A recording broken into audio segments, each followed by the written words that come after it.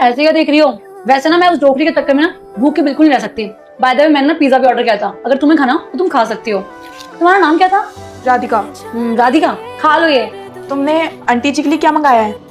देखो मुझे ना कोई आइडिया नहीं है कि बीमार लोग क्या खाते हैं, मैंने तो ना खुद का मंगा लिया है। ठीक है, कोई बात नहीं, मैं देख लेती हूँ।